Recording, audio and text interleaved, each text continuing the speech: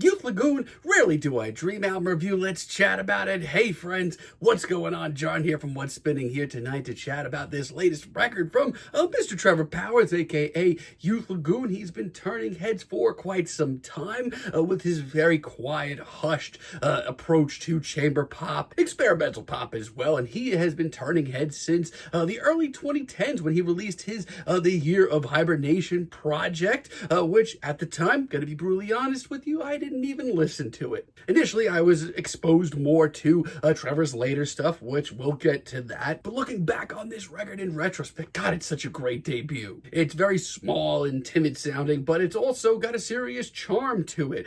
Some really heavily lyrical topics as well, and I do respect it all around. But with Trevor's next project, Wondrous Bughouse, I started to have a lot more reservations with the music of Youth Lagoon. The highs that we got here were genuinely very high, with some really intriguing and genuinely out there experimental pop and neo-psych. But the lows were very low, needlessly heady as well. Needless to say, I had a lot more reservations on Trevor's music going forward. And by the time that I heard the Savage Hills Ballroom record, I was even less enthusiastic about the project. Instrumentally, production-wise, it was fine, nothing to write home about. But it was Trevor's performances here that weren't for me.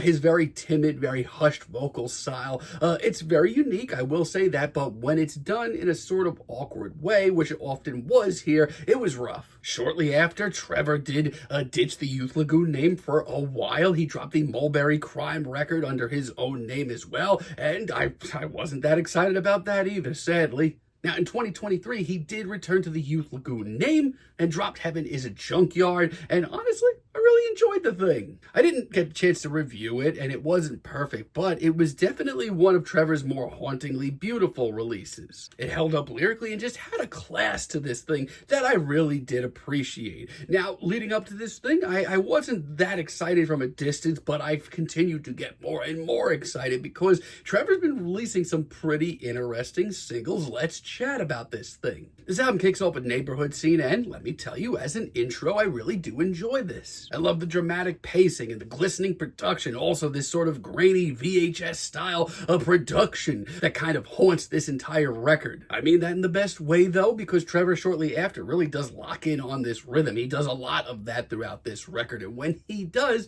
it ends up being pretty mesmerizing most of the time. His vocals also throughout this entire project are a lot drearier, also dreamier than usual. They are then often not just kind of mesh with these instrumentals really, really well. It makes for a hell of an atmosphere. I mean, yeah, for me, a lot of Trevor's music has been needlessly heady or just too formless for my liking, but this seems to be a great medium. Listening to this record and hearing its backstory, which I implore you to check out, really does give you the feeling that you're watching some weird VHS montage. But it really does bring out the best in Trevor's music. I think this is probably my favorite collection of tracks from him in a really long time. Speed Freak has a really cool sort of pulsating beat just bubbling underneath this track. It's certainly bulkier in the grand scheme of things, but it's also hypnotic as anything. Trevor once again really locks in on this groove, and the results are really good. This track is so compelling all around. I love the synth work on this track. The synths just seem to be haunting this track, just floating playfully out of reach, but also add just enough quirkiness to this cut. Also, this track just shows just how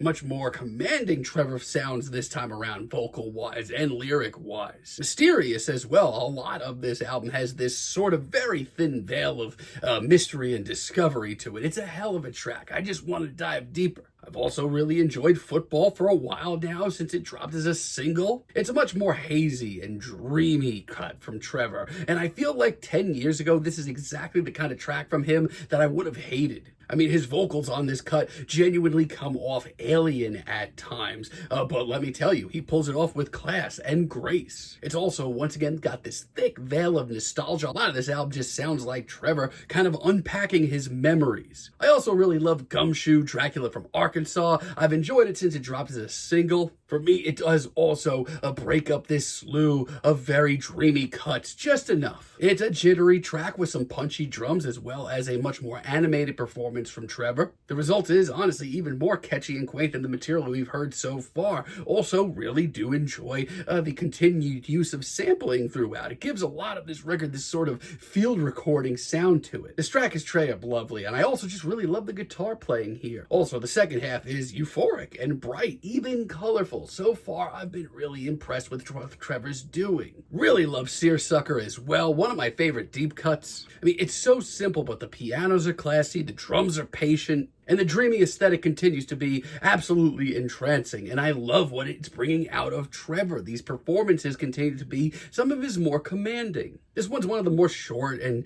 to-the-point cuts here, but honestly, it's one of the more memorable ones as well. And Lucy Takes a Picture is the single that stood out to me the most. I love the subtle, almost trip-hop inspired beat that we get here, and just how sunny this is. And it's just such an immediate forward-facing cut. I mean, if this wasn't Trevor's 5th album under the Youth Lagoon name, I would say this is almost like a coming out party. It's also just so soothing. Once again, Trevor's vocals just melt in this instrumental. It's a really great cut. Dare I say, even a little regal at points. I mean, not for nothing, I think this is one of Trevor's best collection of songs to date. But he does drop the ball just a little bit in the second half. A Perfect World, for example, sorry, it's not for me. And it's a shame because I feel like there's a good track deep down. I mean, the patient drumming is here, the bubbly beat is just out of reach.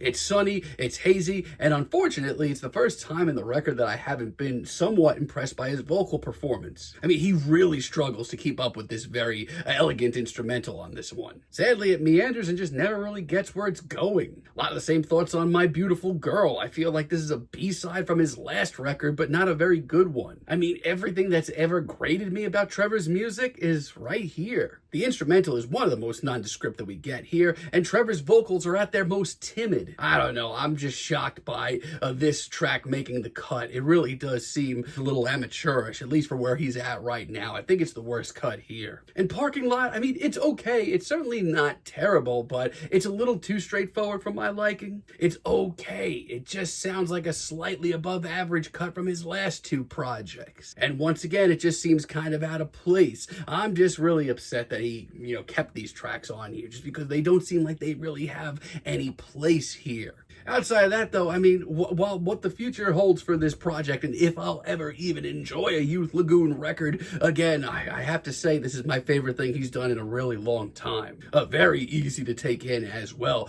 Canary is a great late album cut. It's bouncy, it's colorful, it's blissful. It's one of the nicest surprises we get. Let me tell you, hearing these very subtle beats on tracks like this, it's actually really doing something for me. This one's not the most bombastic or catchy tune here, but it's just so easy to get lost in once again. Really love the quirky guitars that pop in as well. This track just has such a cool aesthetic. A lot of this record does. And I love the finale, which I can only describe as some weird, sunny, liminal spaces vibes of an instrumental. Saturday Cowboy Matinee brings in a little bit more drama. I love the pacing on this cut, but it's Trevor that once again wins me over here. His performance is so charismatic and confident. The vocal layering, really pleasant touch as well. It's a bluesy cut from Trevor, but it does seem like it should be in his universe. And Home Movies, 1989 to 1993, I mean, I can get why some people feel like he would be phoning it in with this as a finale. But I really do love this audio montage for what it is. The instrumental is quaint and the overlapping samples give off this huge vibe of nostalgia. It lets you into his life. I respect that, and I respect a lot of this record. I mean, honestly, this is a real hit for the dude. I mean, a lot of the tracks on here, they have this really cool, sort of dreamy, nostalgic aesthetic, very like grainy and VHS oriented, and it was meant to be that way. And with that, we get a lot, and I do mean a lot of very telling lyrics from Trevor, as well as his most commanding performances to date.